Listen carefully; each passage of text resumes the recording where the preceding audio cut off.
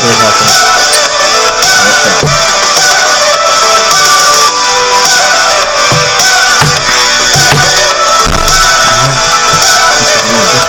Actually, if you guys want to stay here, stay here. Yeah, stay here. Sit down. All right.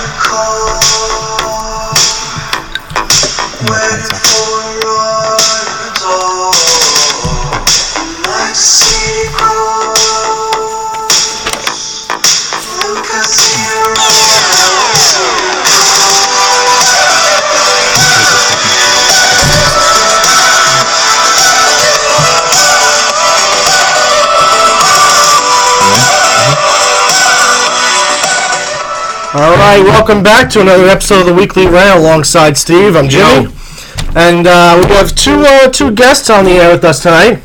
We have Kelly White over here. We have Dennis Amoy over there. They'll be involved in the weight loss competition with us. We'll be doing a weigh-in later on. You guys pumped for this? Ready to go. Oh yeah.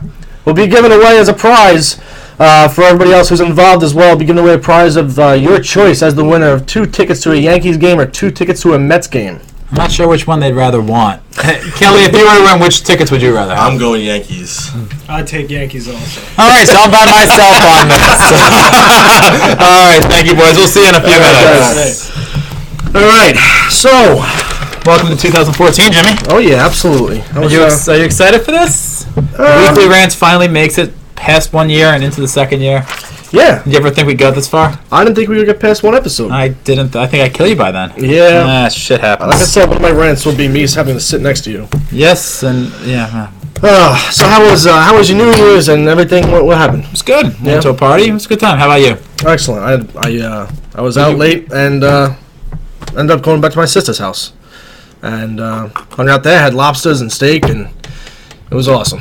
Awesome. Absolutely awesome. Well, let's get past 2013. Let's go into 2014. Oh, Let's talk about our rundown today. You want to start us off? I think you should, since you're wearing the jersey of our first topic. You're right. The Colts make not a historic comeback, second most historic comeback in a victory over the Chiefs, 45-44. And the Saints edged the Eagles, where everybody had the Eagles winning this game. Although, if you saw last episode, I was so hesitant on actually taking the Eagles.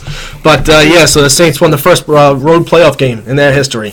This is our first show of the month. We're going to have 2 debates. First debate, New York, New Jersey Super Bowl. Good idea. And then we're going back over to the playoffs again. We got Chargers, where I'm wearing their jersey. They upset the Bengals, and they'll be playing Seattle? No, they're playing Denver. I'm sorry. Playing Denver this weekend as well. True fan you are. Yeah, sorry. It was Cincinnati's first home loss, so that was nice to see. We got the Niners freezing the Packers in the frozen tundra. That's terrible. Yeah, I actually left these puns out for this. Yeah, I tried to do like a New Year's thing, not a resolution because I hate those. A New Year's thing. You posted it on Facebook and I saw it and I liked it. Oh, all right. 2013 NFL award predictions are predictions, at least, of how we feel. We're just going to go over a few of them briefly. So if you guys don't agree with us, we're probably going to be wrong anyway. You can call in and tell us. You can call in at 1-609-975-9689. I got the first one into the year. That's what's up. For the first time in my life, I'm speechless. We're going to have debate part 2. Is there too many NHL outdoor games? That's what I get paid to do. I get paid to talk. Literally, actually. And then after that, we'll be bringing Kelly and Dennis back on the show again. We're going to talk about the weight loss competition, do some weigh-ins, go over the rules, our midway weigh-in and our final weigh-in, and really how the whole program's going to work. We'll talk about the NHL Winter Classic. Those Maple Leafs and Red Wings played a classic 3-2 duel. Yeah, there's over 110,000 fans there. Unbelievable. And you know how many of them care about hockey? 110,000? 0, because nobody cares about hockey. Speaking of hockey, we'll go over Team USA's roster for men's hockey in the Olympics. They also did release the roster for the Canadian team as well. And last but not least, we'll do Baseball Hall of Fame talk. So let's go to the Colts. Oh, I'm sorry, Jimmy's rant too. Yeah. The Colts, down by 28 points going into the second half, sprung back to life and came back to win 45-44. This was a very impressive victory. Granted, it was marred by the fact that Jamal Charles was knocked out 5 minutes into the game, and then the Kansas City backup Niles Davis was knocked out in the third quarter. But what's your takeaway from the 45-44 victory? It was a shocker. To me, at least, it was a shocker. I had the Kansas City Chiefs win this outright. I really didn't see the Colts coming away with this. Luck played wonderfully. He really did. Yeah, Luck played lucky phenomenally. It really was. It was a great game all around. Combined 5 turnovers, but wait a second. The Colts won, and they had 4 turnovers. Yes. That's incredible. That's incredible. In a game like this, unbelievable. And I'm probably the most disappointed person because I picked the Colts to cover the 2.5 point spread. So I got screwed. Donald Brown had a hell of a game himself as well. Almost 100 yards combined between rushing and receiving. He had a couple of touchdowns. Well, they were both in the third quarter. That was really the comeback point, the turning point of the game right there. And Andrew Luck really showed what he can do if he's that good, and he really showed when he's that bad. Mm-hmm. Now, going in next week, Indianapolis is going into New England and face Tom Brady on, I think, Saturday night, which is a great game on Saturday.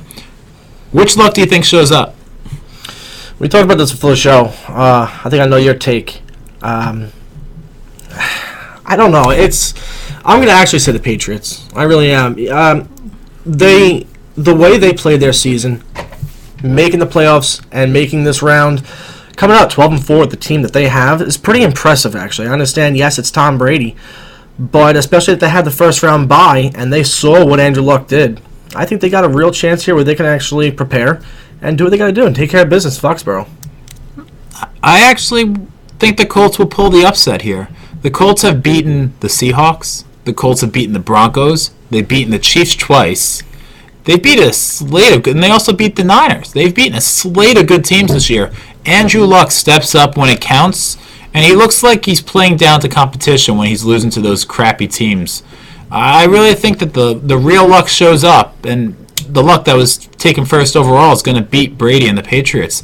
What I've seen with Brady in the past few weeks have been, he's lost Gronk, and he had that one game against the Ravens, but the entire season, he's looked a little lost throwing to no-name receivers. I don't think that anything's there. I think the defense will be able to really pick it up for Indianapolis, and they'll have a field day. They'll have a good time. I think the Colts will actually win pretty easily. You think the defense will do good because in a game like this where they had between the Chiefs, both teams put up of over 500 yards, both rushing and receiving as well. Alex Smith himself, he had almost 400 yards and 380 yards, 4 touchdowns. Jamal Charles, he was up. Dwayne Bowe, 150 yards. Everyone forgets that Dwayne Bowe is actually a good receiver. Yes, he killed my fantasy team. Yes, I cut him week 11. And yes, someone started him against me in the championship. I still won. But beyond that, he's still a good receiver. So, of course, name a good receiver for the Patriots. Yes, they have Edelman. Never mind the Patriots. You want to talk about a receiver, and you want to talk about this Colts and Chiefs game? I got one for you. T.Y. Hilton. Yeah. 230 yards. That's unbelievable. On 13 receptions, 2 touchdowns. That's the guy he's looking at. That's the guy he's going to be looking at. And like we had mentioned, the Patriots defense, it's a little iffy. It's probably just as good on the same level as the Colts. So we might be looking at another high-scoring game. Could be a pretty good game. I like it. The weather, it's going to be chilly. It's not cold at all. No. I posted it on Facebook, too. Oh, boy. Moving on. The New Orleans Saints came into Saturday night's game against the Eagles with all those worries. Saints can't win on the road. Drew Brees has never won a road playoff game. Drew Brees can't win a playoff game on the road in the cold. They need a dome. Well, shut up. Drew Brees finally was able to win that road game, knocking off the Philadelphia Eagles 26-24 in a last-second field goal by Shane Graham, who was signed just 2 weeks ago after Garrett Hartley experiment finally failed. Yeah, I don't know about that. He's been there forever for them. He's been their backbone as far as any field goal kicker or, providing those points that they need. I don't know what happened. I think it started in week 4. I think he missed 3 field goals. I think it started in week 4 of last year. He was awful last year, and they just didn't have to do anything about it because of Spygate. They didn't have Peyton. They didn't have a chance last year. It's like Mason Crosby. They've kept Mason Crosby around for this long in Green Bay. We'll talk about him later. But it was a good move to bring up Graham because Graham's always been a solid kicker with the Bengals. He actually started his career with the Saints as well, so this is like full circle for him. Right. So it's really been a good track. It was a good game for the Saints. Drew Brees played efficient. They looked sloppy in the first half, and they really was able to start up in the beginning of the second half, and they're going in with a little bit of momentum to Seattle. But what do you think of Philadelphia's performance? Well, combining the both of them, between Philadelphia and New Orleans, neither team really favored one receiver or a running back. Both teams spread it out nicely. Mm-hmm. That's what they're going to have to do, being the Saints, if they're going up to Seattle. That's one thing that, no way around that one. That's what they're going to have to do. But as far as the Eagles go, it really was disappointing. And this is from a Giants fan, let me tell you. To see what Foles has done. Wait, can we hold on one sec. It's 1/7/2014. Jimmy says he feels bad for Eagles. Okay. All right, you got that written down. We'll never forget that forever and ever and ever. Sorry, continue. Yeah, all right.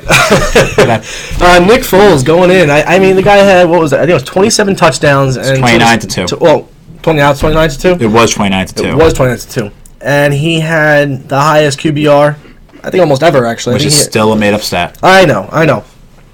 Still, that comparison, you would have expected more. You would have expected more, knowing the Saints can't play on the road. Now, I think that may be actually something that possibly have gotten in the Eagles' head. We have this game. They can't win on the road. We're a better team. You're really not. All they got is McCoy. That's it. McCoy and Foles and Deshaun Jackson. Yeah, but who's asking for more money? Of course he is. What else is doing? But you know what? They stopped him. They did. They stopped him, and that's what they had to do. They had to contain him and Lynch and McCoy, and they did. You know, second straight game that we've talked about today in which the winning team has more turnovers than the losing team. Yeah, that's true. So the Saints move on to Seattle, in which they've lost 34-7 in Week 11. Now, my King of the Hill pick, or the team that the pick out of the hat league that I have, is New Orleans. So unfortunately, I have to root for New Orleans. Yeah. I don't want to. I think Seattle's going to win, and I know you're hoping for Seattle since that was the team that you picked to win the Super Bowl. Yeah. But realistically speaking, how do you see this playing out? Close game. I think this is going to be a close game.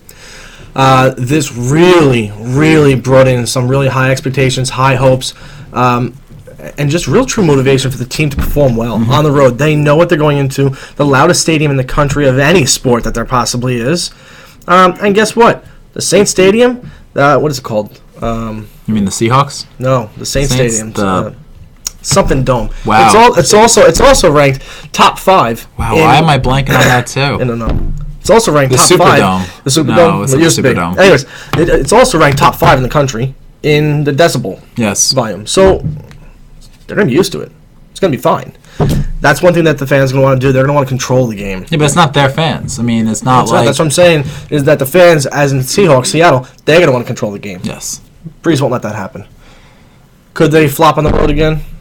It's very likely. It's not really a flop if they lose to a better team, though. It's not. But, I mean, we'll see what happens. No. Pick a team. Who wins? Who wins? Well, I didn't see this happening. What, having to pick one? No, I didn't see the Seahawks playing the Saints. Jimmy, we only have an hour. Yeah, no, I'm sorry. Come on. I'm going to go Seahawks. Okay, me too. Unfortunately, I got to go away from my pick of the hat and losing money yet again. But I think it's over. Goodbye, Saints. Seahawks move on. That's true. It's time for our first debate. Giddy up. All right, so New York, New Jersey Super Bowl. Is it good for New York, New Jersey, and the rest of the NFL? Jimmy, you start. Sorry, I'm putting this back here. All right, fair enough. This is not good. This is terrible. I understand it's going to create a lot more local jobs and everything, but it's a cold game. What player in the right state of mind wants to play the last game for everything on the line in cold weather? They're looking at more injuries. They're looking at freezing their asses off. That whole cold gust, if you will, that came through the entire Northeast, it's still going to be there. Who's going to want to play in snow for a Super Bowl? Everybody who's involved in a Super Bowl is used to a nice, let's say, 60-degree weather game, 70-degree weather game, or at least temperature, because it's always at a dome, mostly. And that's where you want to play the game, in a nice, easy atmosphere where even though both teams are going to be playing in cold weather, it's even ground anywhere you play. Still, everybody wants to have a nice, even playing ground and go head-to-head, not deal with Mother Nature in the freaking Super Bowl. You say that for the wild card. You say that for the divisional series. That's where that matters. Let's start with the part that just infuriated me the most right there. You said that cold front that's here today will be there in a few weeks. Am I right? Is that what you just said? Mm-hmm. Are you a weatherman? Weatherman can't get the... I know, that's my point. What the hell? It was 50 degrees It was 50 degrees yesterday. And tomorrow. It's like the yo-yo. Just got to make sure it's on the right one. I'm guessing. No. Like they do. Move on. Like I said, more injuries. A lot of guys are going to be coming off the playing field. Whether they be playing offense or defense, they're going to be waiting there. Next thing you know, they're going to have a 3 and out. That's what they're going to want. If you're on defense, you're going to want to have the opposition have a 3 and out so you can get back out there and start getting your body going. But again, this is nothing that someone wants to deal with. This is nothing that a team wants to deal with.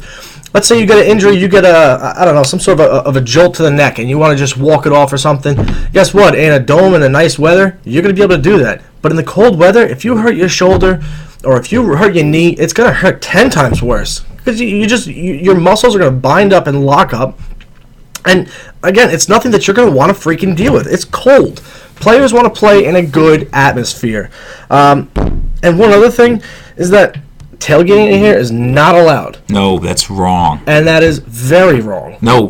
Oh, tailgating is allowed. Now they're allowing it? No, they've always allowed it. No, for the Super Bowl. I heard that they're not going to allow it for this game. No, they've allowed it. You just cannot take out multiple spots, and you can't bring grills. You can tailgate. If you want to get hammered, you can get hammered all you want in the backseat of your car. If you want to sit in your trunk and drink, go drink. Can't bring grills. You just can't bring grills, and you can't take up 45 spots. And so you can't bring grills. Can you bring girls? Of course you can bring girls. Yes. But really, are you a baby? It's going to hurt 10 times as much? It's the frickin' Super Bowl! And hold on, someone doesn't want to hear me talk. We have a caller. You're on the air with Jimmy and Steve. Hi, who's this? Who's this? Amanda. Oh, hello, Amanda. What's going on? Is this Mario? No. This is Jimmy and Steve. Ed? No. Yes, it's Ed. What's up, Amanda? Hi. What's going on? Nothing. I don't like their little spiel that they have going on here. For what? Why are they not picking Denver? For, what are you talking about? Why are you not picking Denver? We haven't gotten to Denver yet. Okay, I think we're having a problem. All right, we have a lot of issues. Call back in a few minutes. We'll talk about the Broncos in just a moment. But now back to my point. Yeah, get back to your point. What was that? Are you a baby? Yes. Injuries? Yeah. It's the frickin' Super Bowl. In 2006, the Colts and Bears played in a monsoon. Yes. That sucks, too. It wasn't the Super Bowl. It was the Super Bowl. Didn't feel like it. It was the Super Bowl. And the Colts actually won. So Peyton Manning's only Super Bowl victory was in a rain-filled disaster and facing Rex Grossman. So, oh, God. I know. Wasn't that great? The Super Bowl is great for New York. New York is the pinnacle of the United States of America. Sorry to everyone out there in LA who thinks you're the case. Wrong. It's New York. You know what? It doesn't matter if the game's being played in East Rutherford. It's in New York. You have everything going on in New York City during the week before. You have the subways. You have the Rangers Islanders. You have the Rangers Devils. You have a lot of events going on in New York City. The All-Star Game was in New York this past year for baseball. It was a great event. You are bringing the Super Bowl, which is the biggest game in the world, to the best city in America. The best city in the world. Why is this a bad idea? Because it may be snow. Teams in the New England Patriots, they play in Foxborough. That's going to be awesome for them. Seattle Seahawks, they play in Seattle, which is disgusting. Denver Broncos play in colder temperatures. Name the teams that really are affected by this. The Colts, the Niners, the Saints. You know what? We have our Super Bowls in the Dome every freaking year. It's about time we go into the real element. Let's go New York. I'm not going to talk about the teams that are affected by this. I'll tell you this much. When was that All-Star game played? The summer. Yes. Okay. And what do they have in the stands? People. In the summer. They can relax. They can enjoy nice weather. How about the people that pay, I don't know, $2,000 to go to a freaking Super Bowl game and sit there and freeze their ass off? Good for them. How is that worth it? Screw the experience. You want an outdoor experience? Go to the Winter Classic. Go to a football game that's not the Super Bowl. Are you really going to want to pay that much money to sit there and freeze your ass off? Guess what? Go experience the events that are happening before the Super Bowl. Have fun with that, and then go sit at someone's house. Or better yet, go to Croxley's and watch our Super Bowl pregame show, and then watch the game there with us. That's a nice promotion right there. I like that. That's good. We do have a final time for that. We will be performing. Yeah. We will be on at Croxley's at 11 a.m. on Super Bowl Sunday, February 2nd. Come on down, check us out. It's going to be a good time. Going back, though, because I have one more point before we let it go. Go ahead. I think you claim victory because you always get the last word. No, I'm going to take those. You're going to have the last word in the second debate. Oh, thanks. Go ahead. All right, you win. No, I'm kidding. I'm not No, can't do that. You're right. But football, you know what? What was the most fun when you can't play sports. But on Thanksgiving, playing football is a lot of fun. It was freaking cold this year on Thanksgiving. It was like 30 degrees. And you know what? Me and my friends, we still got out there and played football. And the Super Bowl is the pinnacle game. It is the most fun. Granted, would I go to that game? No way in freaking hell. It's freaking cold. I saw the Pinstripe Bowl last year. It was a miserable disaster. But you know what? To a lot of freaks who love football, this is what it's all about. It may not be for me and you. For the people who do spend $2,000 on a ticket, that's who it's for. Doesn't matter. Those tickets will sell. They'll make their money regardless as to whether me or you go to that game or we sit on our ass and watch football somewhere else in the warm weather. I make a rant later about you telling me I don't play sports. No, it's true. Or do you play sports recently? Oh, you're talking about now, not in the past. No. Oh, not the past. I know that you were. So I forget. I know that you were a Pee Wee hockey goaltender for the Mighty Ducks. You were Goldberg. Right. Yeah. Exactly. Yeah.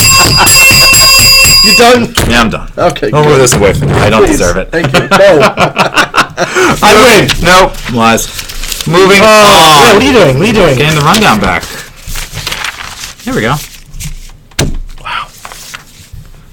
What are you? Whatever. Don't talk. This is next. Don't talk. All right, so we're going back to Sunday's game. Sunday's game was the San Diego Chargers at the Cincinnati Bengals. Cincinnati was 8-0 in the regular season. The Chargers were coming in, winning 4 straight.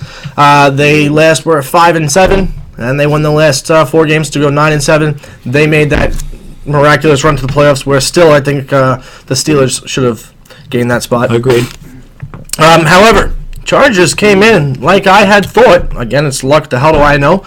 I said the Chargers were going to upset the Bengals. Hey, guess what? They did it. I may have been 1-3 on the weekend, but this was the game I was banking on. That's also a lie.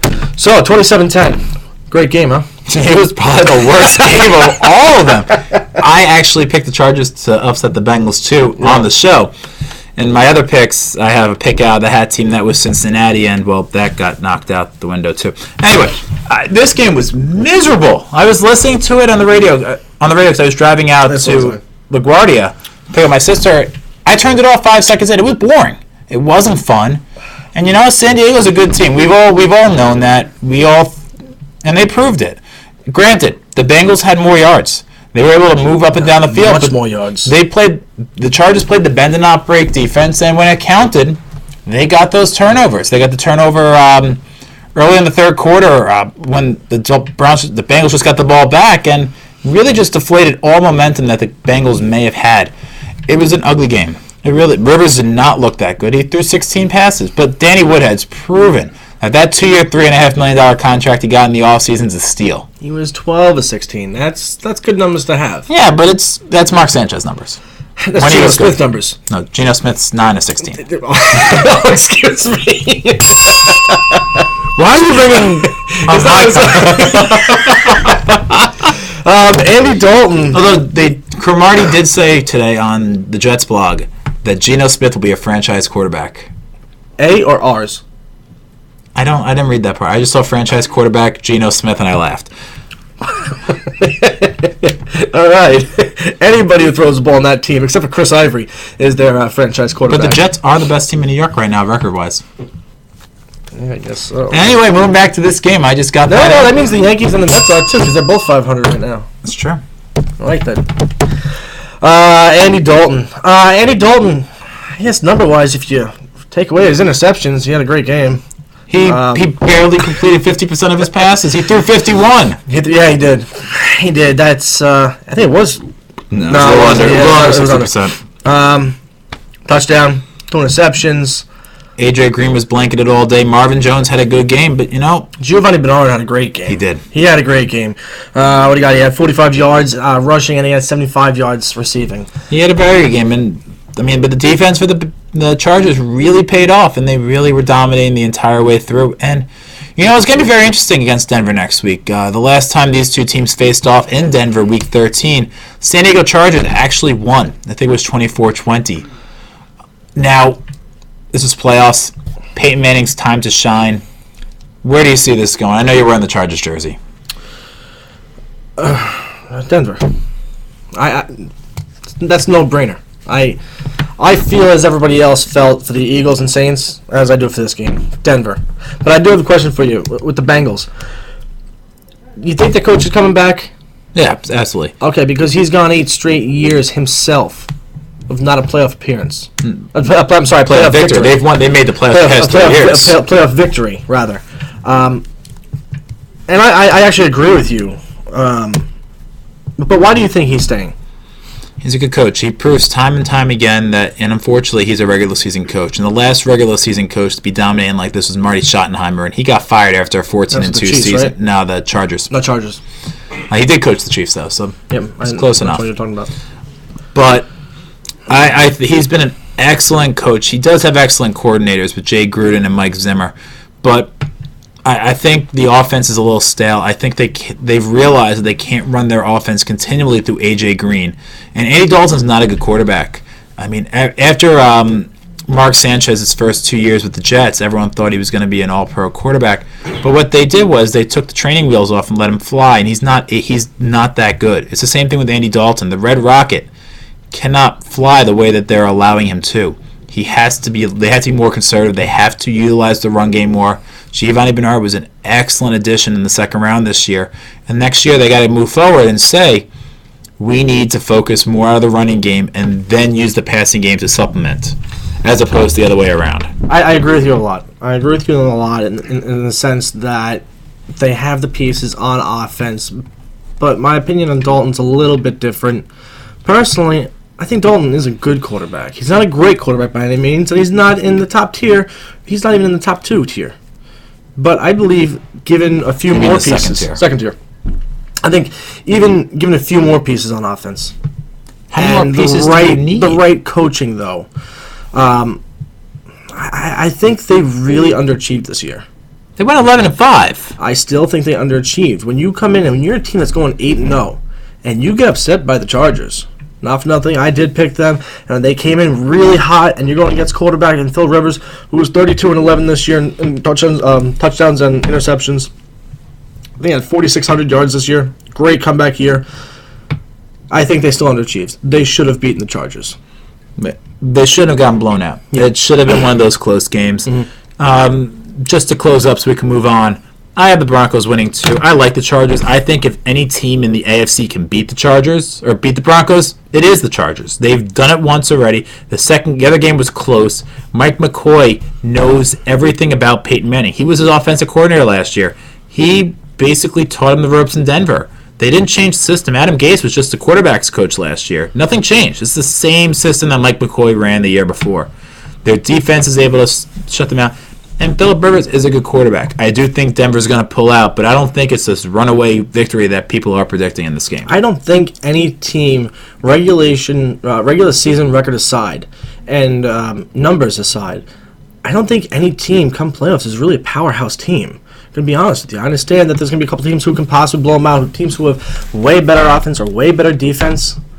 The way this is playing out, I really don't think there's going to be one team that's going to be ever so dominant, per se.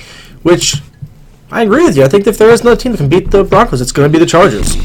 They're coming in hot, and that's what matters most in any sport in playoffs. I think if there's any team that could be considered that powerhouse team, it's the team we're about to talk about, the San Francisco 49ers. Oh, wow, I thought it was the Seahawks. No. The San Francisco 49ers, forget about the fact that they just beat the Packers. they have proven that they have been one of the best teams in the NFC recently. And possibly the NFL. Kaepernick has finally shown that he can use his legs to his advantage. He doesn't have to force the ball in. Crabtree has been ridiculous. I mean, they're calling Ever since he came back. He's really changed the way of that offense. So him and Bolden, you know what? That could easily be one of the top receiving combos in football. And initially was Alshon Jeffries and Brandon Marshall. And they still are. No, they are number one. And if you want to call us and talk about us, 609-975-9689. You can check us out on Facebook, facebook.com/Jimmy Rants, twitter.com/Jimmy's Rants, hashtag Jimmy's Rants, or hashtag TWR. Sorry, I just wanted to do our little plug right there. It's all right. You're watching Jimmy and Steve on the Weekly Rant. Yeah, whatever. But even Frank Gore, he's an ageless wonder. Everyone forgets he was a first round pick out of Miami back in the day. Yeah. I like the way Kaepernick played. I didn't like the way he played all season long because I didn't think they'd be this good in the playoffs. And again, it was just the one game. What I like most about Kaepernick is that he was really given the freedom and the confidence from his own coaching staff to say, you know what, go out there, run the ball. Let's see what we're used to seeing. Let's see you perform that in the playoffs. And even when he throws the ball, he's known to have one of the hardest passes in the game. And you know what? He has great receiving core. He really does. And like you said, Crabtree came back a couple of weeks ago. That was just so much stress and pressure off Kaepernick's shoulders. Cause that's his boy. He used them all last year. Great teaming up. And they can be used almost, like you just said, as a great combination between Anquan Bolden and Michael Crabtree. They kind of feed off one another. Let's not forget Vernon Davis, who caught a touchdown of his own. And you know what? He should have actually had two. I know. He should have had two. And speaking of Kaepernick, what the hell is he thinking wearing no sleeves? Yeah. Oh, my God. Yeah. Also, did you see that last kick? Did you see how the game-winning field goal by Dawson? First off, he was asked by Aaron Andrews, how confident are you from how far? Was Aaron Andrews even prepared for a post-game report on this one? No. Not at all. But she asked Phil Dawson, how prepared are you, or from what distance would you be prepared to kick in this? And he said from no distance. And then he gets to take a chip shot, which was much closer than I've seen. Yeah. Granted, the cornerback was offside, but if you see a video of it, his hands are out like this. Oh, the ball goes right through him. Ball goes through his hands. Mm-hmm. It looks like me trying to catch a football. Yeah, because you can't play sports. Got one in there. I play football on Thanksgiving. You sit at home and eat turkey and lard. Eat and drink and get fat. No, not anymore. Anyway, we'll talk about that in just a few moments. But, the 49ers are moving into Carolina, in which they lost a 10-9 hard-fought battle in San Francisco back in I think that's the week we did the show, week 11. Yeah, that is true. Niners smell blood. They want revenge. And, I think they're going to get it. I think the Niners are upsetting the Panthers in Carolina. I really think the Niners are a team to be reckoned with. They should have been the best team in football all year. They had a few bad breaks. They lost some tough games. They lost that Panthers game. They lost to the Seahawks. They lost to the Colts. And they lost to the Saints. Those were the four teams they lost to this year. Well, you know what? This is going to be a great game. Mm-hmm. This is because... Going back to our first debate, actually, talking about weather. I don't think it's going to be that cold in Carolina. I know they've caught 50-degree days here and there because the cold front has hit the whole entire country. But we'll see what happens because if it's a warm-ish day, that's going to be a relief for San Francisco, especially with the wind through it. 3-degree weather. What did I write down here that it was? It was 3 degrees at kickoff, 10 degrees wind chill. They gave out 2 free hot chocolates or coffees to every fan in the stands. They, we'll talk about this later because I got something for you about going through hot chocolate at an event. But that was cold. That was cold. Speaking of cold, did you hear that they canceled the game in Buffalo? They did. 2 feet of snow. 2 feet of snow. I really thought last Thursday during the snowstorm they were going to cancel the Islander game, but they actually did it in Buffalo against the Hurricanes. And I'm shocked because Buffalo is not a city that I thought would cancel the game. Now, it surprises me to an extent. Buffalo's used to getting snow. Yes. Okay, so I guess, you know what, when they get their snows, it's usually one day, and they get slammed. And then they start playing football. They got the hockey team up there. They start playing. And it's usually they get slammed on the days that they don't have events going on. And if they do, it's the start of the day, just like the first Winter Classic back in 2008 where it happened in the afternoon. So that was fine. Last year, I happened to have been up in Buffalo for just for the hell of it, actually. And it was during the lockout. Lockout had ended, and I missed the Rangers home opener. And I says, well, hell, you know what? I'm up here in Buffalo. I'm going to go to the Sabres home opener game. Now, the day before, they opened a public practice. I says, I'll wake up early, go down to the practice, see what's going on. Walked out of my hotel, 2 degrees. I've never in my life been in temperature that cold before. And that goes to show as to why you asked me to take the keys out of your car earlier. Yeah, you gotta run my Jeep a little bit.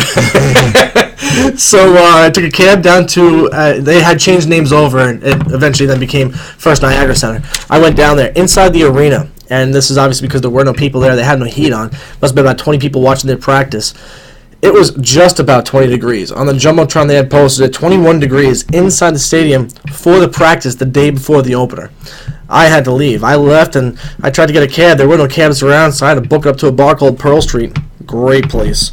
Walking up there, I felt like Bear Grylls in Man vs. Wild. I didn't think I was going to make it walking a half mile to a bar. It hit about 7 was the top. So it was a little bit cold up there. So to see the actual... Part of me's crying right now for you. I feel so bad. It's not. No, it's not at all. No. Not in the least bit.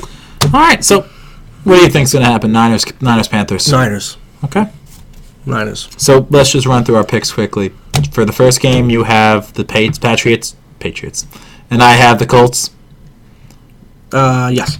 Okay. And for the Broncos, we both have the Broncos. Yeah. For the Saints Seahawks, we both have the Seahawks.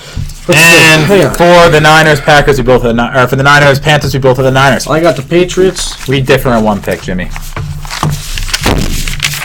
Awesome. That doesn't make for any exciting TV. Sorry, fans. No, it doesn't. But you know what? Let's skip the NFL awards for now. We'll get back to that a little later. Let's get into a part where we do disagree. We really don't disagree. We do disagree, and we'll figure it out. You think we disagree, but really I'm trying to make good conversation with you. Then why the hell are you my co-host? You're an ass. Alright, so you want to start this one off. Go ahead. Of course I do. What's the topic here? The topic is, in a few weeks, the Rangers and Devils, the Rangers and Islanders, and the Ducks and Kings. There's more. There are? There's one more. Go ahead, March 1st. The Penguins are playing at Soldier Field against the Chicago Blackhawks. Okay, so those 4 games will still be going on, not to mention the Maple Leafs Red Wings. That just happened. That just happened. I don't want to talk about that one just yet. Okay. No, I forgot. What was I? You are... There you go. That's me. Here. Oh, yeah, this is ridiculous.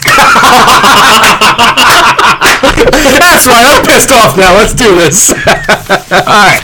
You know, the fun about the Winter Classic is it's unique. Gary Bettman had a great idea when he had that first one just back in 2008. I forgot who was in it. It was the Sabres and the... It was the Penguins in Buffalo. Penguins Stadium. Yeah, Penguins and Sabres. Great idea. You go to stadiums in which they have rabid hockey fan bases and go from there. You know what the problem is with Rangers Devils? Nobody cares about the New Jersey Devils. You know what's the problem with the New York Islanders and the Rangers? Nobody cares about the New York Islanders. Granted, I'm a fan, but no one cares. You have 5,000 diehards, and beyond that, you got nothing else. The Kings Ducks? There's hockey in L.A.? What? No. You don't play an outdoor game in L.A. It's 70 degrees in Los Angeles right now. What the hell is going on? You know what's going on, Jimmy? Money. Money, money, money.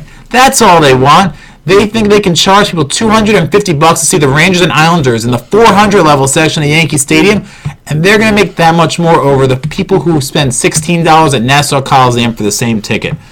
Really? Come on. Unfortunately, I'm not going to the game. I wish I was. Either game, I'd be more than happy with that. I'd never been to an outdoor game before. However, I'll tell you this much. It wasn't Gary Bettman who had the first idea to have a Winter Classic, because the first outdoor game that was actually held was Los Angeles Kings and the New York Rangers in Las Vegas. The Rangers ended up losing that game 3-2. Then after that, there was a game between Montreal and Edmonton up in Canada. Then there was another outdoor game. Then on top of that, they did a college game between Michigan and Michigan State, which was held at the Big House, which the Winter Classic was just held. All these games, what they do is they bring back the tradition, the form of where hockey originated from being pond hockey. Everybody is used to playing in the outdoor weather. Totally different from the Super Bowl, which shouldn't be played in the cold. Hockey should be played in the cold. Everybody is used to it. Everybody loves it. It's the one time when you're young, you'll hear, so-and-so, come on in for dinner. If you're up in Canada, you live on a lake, you're playing pond hockey without nets, you're playing on logs that you're shooting at. That's what hockey is all about. Eat it. Then if they really want to do that, let's go New York Rangers versus the Mystery Alaska team. We can have Russell Crowe. They did that in the movie. They did that in the movie. Don't play it at Yankee Stadium. Play it in a pond if you want to have that, so you have the chance that Jimmy could fall on the ice hole when they're watching the game. If that's really what you want, this is money, greed, and it's ruining hockey. It's turned a great event into a spectacle, a show, and it's a waste of time. If they do this game at Yankee Stadium again next year, I promise you, they will, well, not promise you because I can't promise anything when it comes to idiots, but the stadium will not be sold out the way it will be this time around because you know what? They'll be bored of it. The same way the Pinstripe Bowl gets no one anymore because you know what? They're bored of it. The boss paying Steinbrenner, he actually wanted to have the Winter Classic after the Penguins-Sabres game at the original Yankee Stadium because he saw the money coming in. Of course he did. Which is true.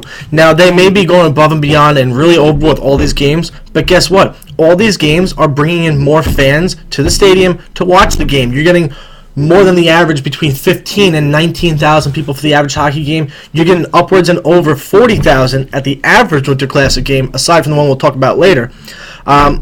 It's bringing in more money. It's bringing in more viewership, whether you like it or not. Because you know what? People are actually interested in watching a hockey game in a baseball stadium. That's different. That's kind of cool. It's an outdoor game. Let me see what it's all about. They're playing at football stadiums. It's great. They're not going to play it on a pond, obviously, you moron. But it's great. It's great to see. And you know what? It brings back the players' hometown memories. Every time there's a Winter Classic, you always have a reporter going up to players saying, what was it like when you were a kid? Some players actually come to tears because they know it's their last year in the hockey, in the NHL, saying, I was praying that I'd be a part of this because it really brings back my true roots, my family roots, me being raised back in Sweden, Denmark, Germany, Canada. United States, come on! No, we don't play hockey here. All these places, and it's what people want to see. It makes them really feel close at home. And it's the NHL basically opening up saying, yeah, we want more money. This is what we're going to do. But you know what? This is great because there's a part of us that says, hey, this is what the players want. They're actually doing something finally for the players. And the fans. That brought a tear to my eye. Shut up. Because I'm sure when John Tavares is asked, how does this relate to your childhood? I'm sure John Tavares says, yeah, you know, I really enjoyed that time that I played baseball or I played hockey in the Rogers Center. That's not what he's saying. It's nothing like what they did back in the day. This is ridiculous. One game is great. 6 games is ludicrous. It's a joke. I quit. We'll talk more about the Winter Classic, but I'm going to bring it up for this point. You say nobody cares about hockey. I agree with you. But 110,000 fans showing up at the Big House in Michigan to see a Winter Classic that turned out to replicate the first official Winter Classic of being in a blizzard. What more could you ask for? That game ended the same exact way in a shootout. It was awesome. It was an awesome game. I agree. But the spectacle wears off after one. And you know what? Tavares is not going to say, as I was a kid, I wanted to play in the Rogers Center, because it's the idea of playing outdoors. That's what it's about. In a place where they have a stadium they can already build. That's already built, where the fans can fit in. That's what it's about. All right, ring the bell. Shut up. No. Thank you, Jimmy. That was actually very heartfelt and awesome. I really do like your opinion. Better than mine. You win. And Buffalo-Pittsburgh was a storybook ending. All right. Anyway, it's time for the weight loss competition. Now, we have... How many people do we have? We have total of 8 right now. All right, you still have up until tomorrow. Yeah. Tomorrow to enter. If you want to enter, you can email us at jimmysrants@gmail.com. Just tell us your name and just video proof of your weight. Give us a newspaper in the video that has the day and the date on it. You make it sound like a video regarding terrorism. We got a good prize, and I want to make sure that basically everybody's... Oh, yeah, let's announce the prize. Okay, I did before. You didn't listen to me, as you never do. The prize is going to be winner's choice. Oh, you did say that. I did. I even asked our guest the question. You insulted yourself. It's going to be 2 tickets to either a New York Yankees game or 2 tickets to a New York Mets game. I'm drunk on water today. All right, so we ourselves in before the show because we want you to be able to look at our beautiful faces, or my beautiful face and Jimmy, for the entire hour. Hey, I rang in the new year at 219.5 pounds. And I weighed the new year in at 221 pounds. And a fat ton of 221 pounds. Wow. What? I would never have guessed that you weighed less than I did. Yeah, you like that, right? I know, it's kind of shocking. But we actually have two people here. They're going to weigh themselves off camera. So, Kelly, you want to start us off? Let's go. Now, while Kelly's walking back there, me and Jimmy have a side bet going because you know what? Quite frankly, this contest isn't about us, but we need to make sure that me and him are on opposite ends yet again. If I win, if I lose more weight by percentage than Jimmy during the 2-month span, Jimmy will be buying me tickets to go to a Mets game in which he'll be wearing a Mets jersey and cheering on the Mets. Hardcore. And Jimmy, if he beats me, which I doubt will happen, I'll be buying him Yankee tickets and I'll be wearing a Yankee jersey and cheering for the Yankees hardcore. Now, it's going to be a lot of fun, and if you guys, there's still plenty of time to join in. Wednesday, tomorrow, January 8th at 8 p.m., and it's not very comfortable here by myself talking because I really can't talk to anybody else. But right now, Kelly's weighing himself in. Kelly, how you doing back there? Let's go with 324. All right, we got Heavyweight. 324, and again, this competition is about percentage of weight loss. Heavyweight. Heavyweight, you know? We're here at the Weekly Rant with Jimmy and Steve. We believe in everybody. That's true. All right, Dennis, you're up there.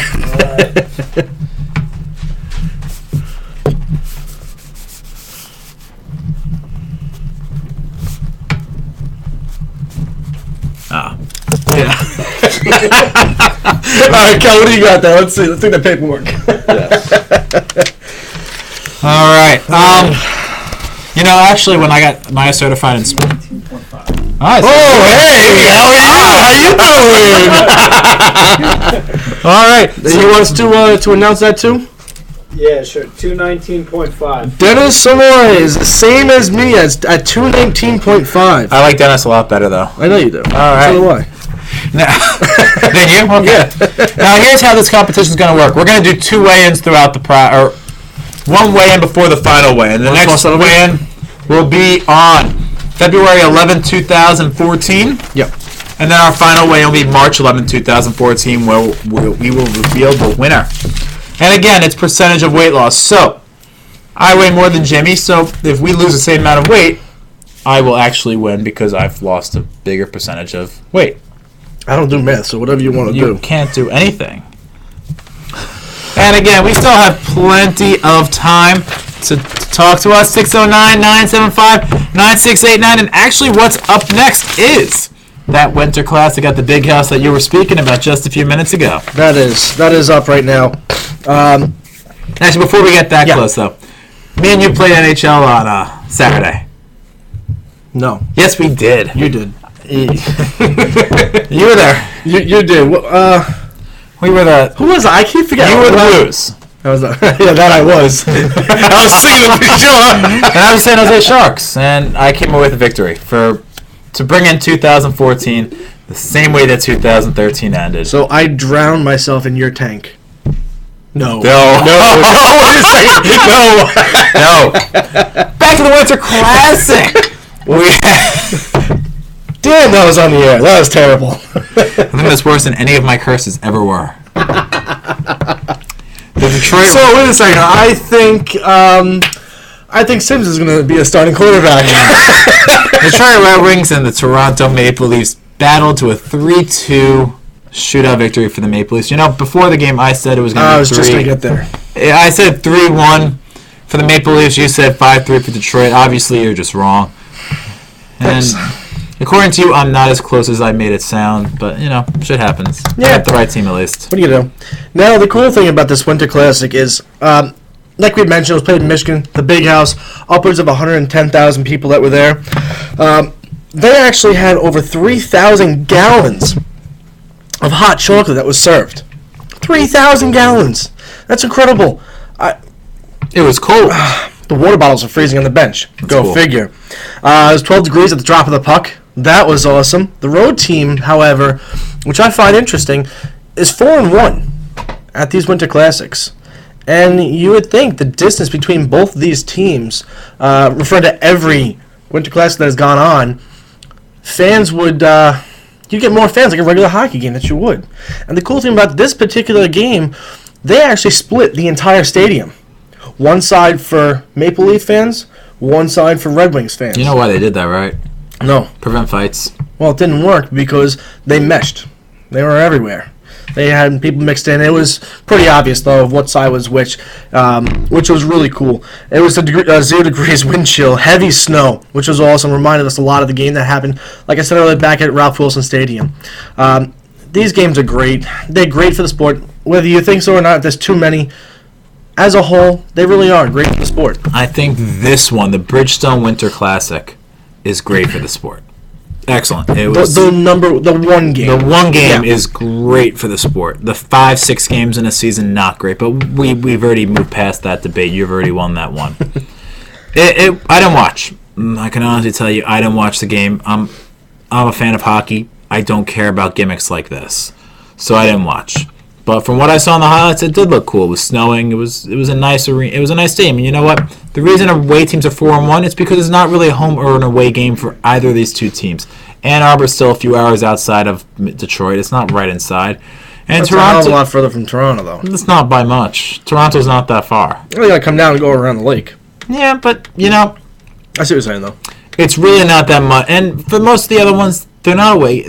It's not like when you play in the Nassau Coliseum or MSG, in which you have the enclosed arena, you have the fans charging down. You actually have an open arena, which means the crowd really doesn't play as much of a factor. It's really just them, and I'm going to quote you, playing like they did back on the pond in Canada, Denmark, Sweden, Norway, whatever. That's what it's like to them. It's just like this is what they're used to. This is their bread and butter, and that's why it's really not much of a home game. It's just a game. It's neutral ice. You're right, and it's pure and sheer entertainment.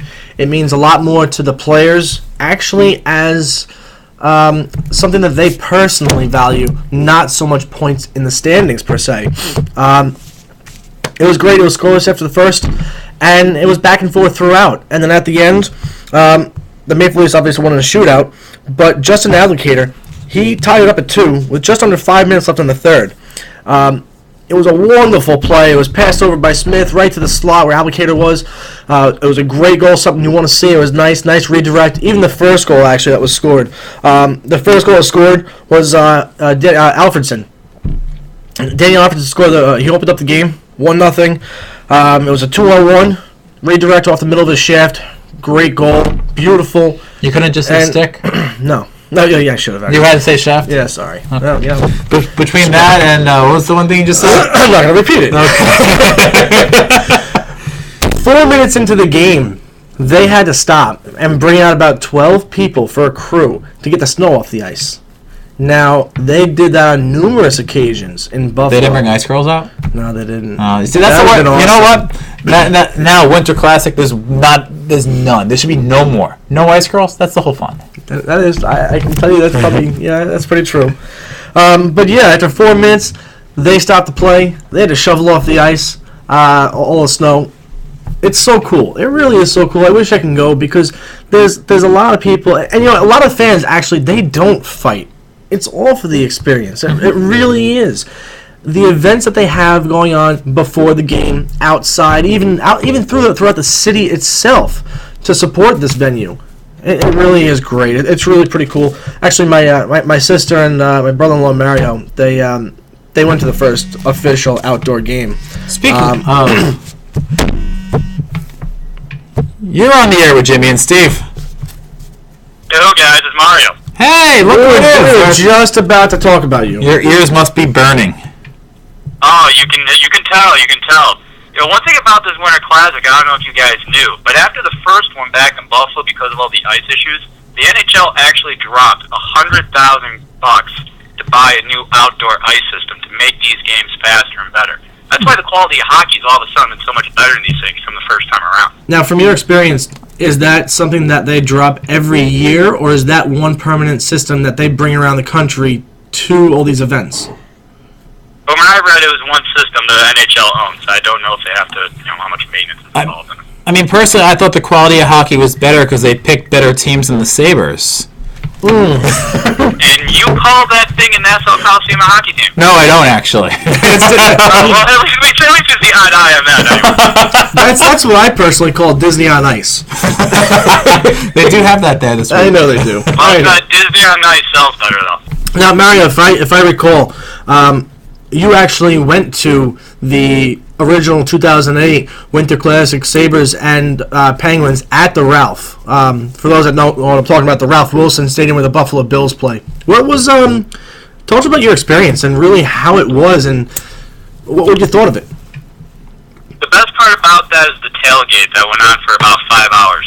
Because the NHL made such a spectacle out of that, there was a huge fan interaction area. They had ice sculptures. They had 50-foot blow-ups of the logos of each team.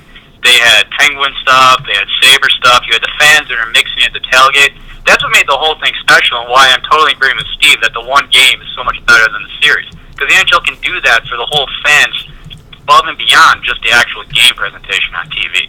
And that's what made the whole experience from a attending perspective. You know, do we have a coin on us? Because if Mario and I both agree on something, maybe the coin will agree with you on that. Now, Mario, obviously the game did not end how you wanted to end, being Sidney Crosby in a shootout.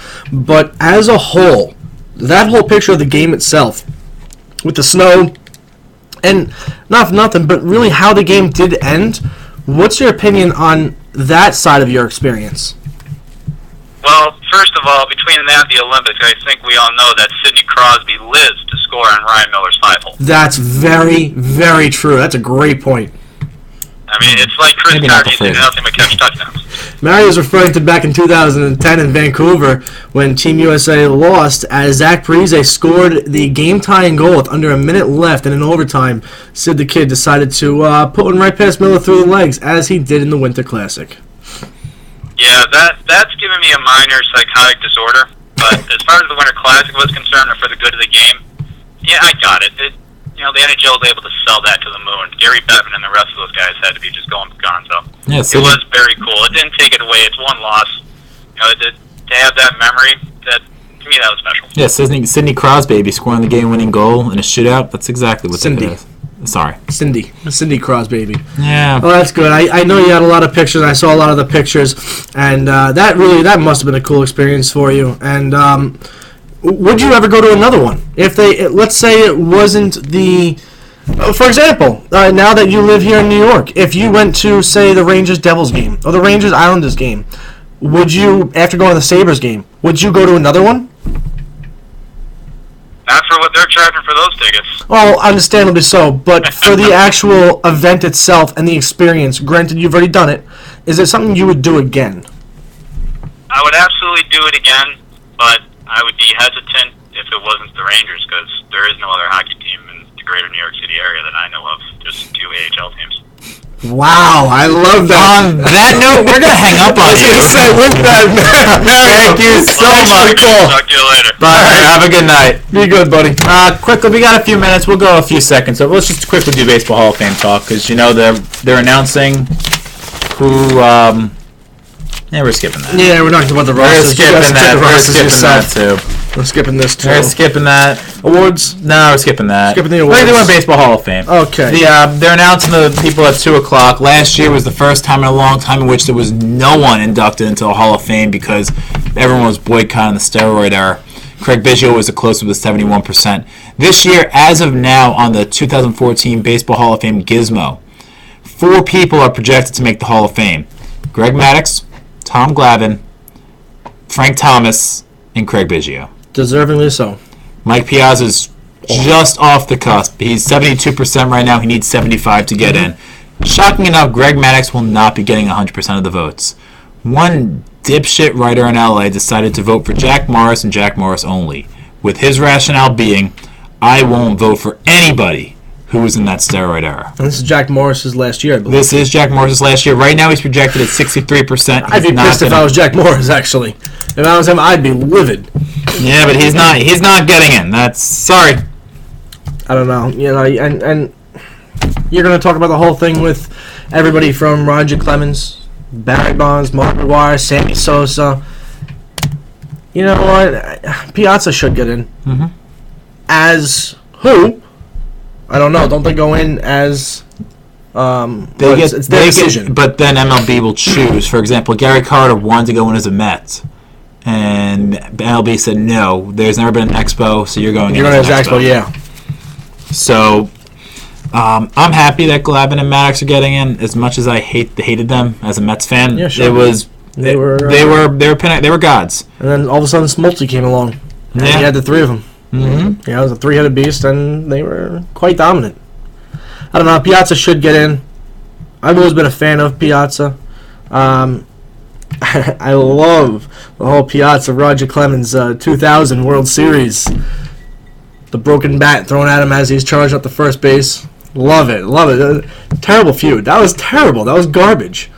But it really wasn't much of a feud. You had big tough Roger Clemens, and then you had Smalley man Mike Piazza. I'm going to pitch you inside so I break your bat. Okay, I'm going to break my bat and somehow aim it at you. What the hell did you aim your bat at me for? I'm going to throw it at you now. Wait, are you telling me that you think that Mike Piazza aimed his bat at Roger Clemens? No, that's Clemens. Okay. That's Clemens on you, which is why he took the bat and threw it. I was about to say, no, I've always thought you were smarter than that. I just proved I was. Come on. I got that. But... that's enough. Yeah. It's time for your rant. Let's go. I miss the times when you used to have songs to introduce my rant. You really want me to play So Dumb, So Dumb, So Dumb again? No, that was during the debate. Oh, same difference. So the rant this week was going to be actually on Henrik Lundqvist and how he's getting paid $60 million to let up every shot that gets towards him. But not fun. No, so I'm not going to do that. I'm going to rant about the people that are posting pictures of their car and their little temperature gauge of how freaking cold it is, because no one gives a shit. Plain and simple, no one cares. And the people that can't drive in the snow. I don't wish injury upon anybody, but I smile and laugh and don't give a shit if you drive your car into a freaking telephone pole when there's 5 feet of snow outside. Asshole! Stop driving like an asshole!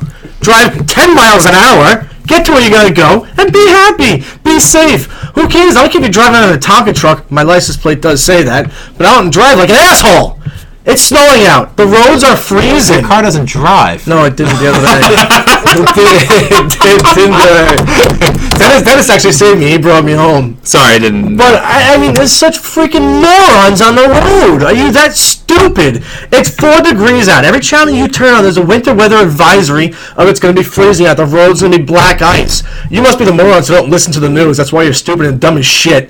Guess what? We're in winter. Learn how to freaking drive or lose the license. I drove to work in the snow on Friday. Did you make it there safe? Yes. Okay. I drove 15 miles an hour. Good. You're one of a million then. And that's it. Because the other 8,000 million that live in this country can't drive in snow. I know. I'm done. Let's go rant. Although I do always enjoy when people say, I don't wish injury on anyone. But if you get hurt, I will laugh my ass off at you. Anyway. That's kind of like saying, no offense, but you get mad at me when I say this, but I don't mean to hurt your feelings, but anyway, this is another great Tuesday night edition of the Weekly Rant with Jimmy and Steve. You can find us again next week at the same time. We'll see you next Tuesday. Have a great night. There it is. All right.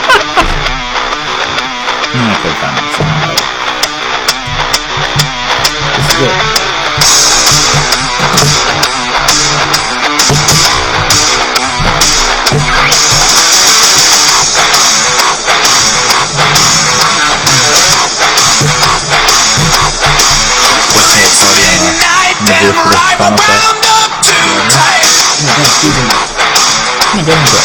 I got a fist full of whiskey, the bottle just bit me. This shit makes me batshit crazy.